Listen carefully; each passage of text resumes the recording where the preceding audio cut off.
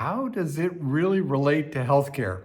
That's the subject of today's reflection. On October 31st, 1932, Protestant theologian Reinhold Niebuhr, I think I said that right, he published the first version of what we now know as and called the Serenity Prayer. You probably have heard it before many, many times.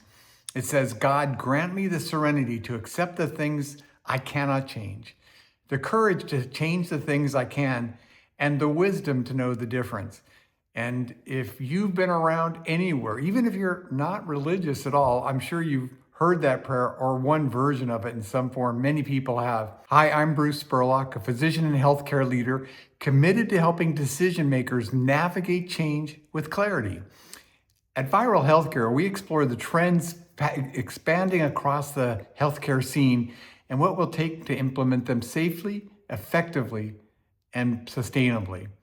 So today I want to take apart one of the discussions I had at this week's episode. On this week's episode, I talked a lot about a learning organization and how with the Fauci information and all the things going on in Washington, D.C. about Dr. Fauci, people are more committed to talking about making themselves feel right than actually learning. What does it mean to have a learning organization?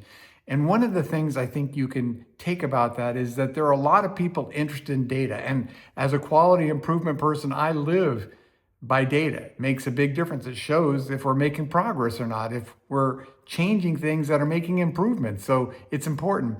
And data leads to information. And we have a lot of information seekers. We have organizations that are information seekers that try to gather one more piece of information, that try to reduce uncertainty so they can make better decisions, so they can be more effective in how they do it.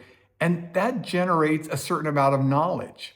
And knowledge over time, you gain information, you gain knowledge about how the world works, how your organization works, how the system works. And that's all really valuable. But knowledge really isn't wisdom. I mean, think about it. Knowledge is the accumulation of information stored in usable ways to make it easy to remember, categorize, maybe even synthesize in ways that are creative and present new kinds of ideas, new forms. But wisdom really is the application. It's the when and how and why to apply that knowledge, or how to use that knowledge in ways that are more effective. It's kind of interesting. If you look at some of the top CEOs, they weren't the highest IQs in their class. In fact, people with the highest IQs are amazing and they discover and create amazing things, but leadership isn't necessarily one of their greatest strengths. So there's something about this use of knowledge, use of wisdom, use of information that makes a difference. And how do we get organizations to become wiser? How do we know when we can change things and when we cannot, and how we have to approach those kind of situations? So let me just say right off the bat that I'm a big believer in learning organizations. I got into healthcare because I wanted to learn my whole life. That was the whole goal, was to never be bored, to never be stuck, to never be just doing something routine, because the world is changing on a regular basis. So what does it mean to learn? Well, fundamentally, learning means that you don't know everything. Really, it implies that you have to have humility. It implies that you could be wrong. It implies that someone else may have a different perspective that's more important, more valuable, more effective than yours. And that the mistakes you make are really chances to increase not only your knowledge, but the wisdom of how to apply that knowledge.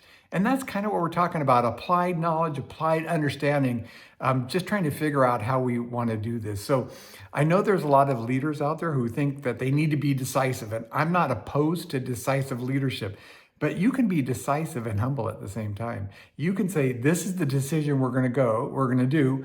I'm not sure if it's going to work out, or I'm worried about these kind of things about it because these are unknowns or things maybe we can't control or don't have direct influence on, but we're still going to be decisive. So just because you have a humility learning kind of bent on this thing doesn't mean you can't be decisive, strong, and an effective communicator. If you think about what we're doing at Viral Healthcare, it's this never-ending hunt for wisdom. I mean, how do we get better? How do we understand ourselves? How do we understand the things that we can change? about the world. So we've been talking a lot of viral healthcare about how to make good decisions. And we have seen plenty of people and plenty of organizations make very good decisions that are ineffective and don't work. And often, almost always, is because there are circumstances outside of their control that they can't control.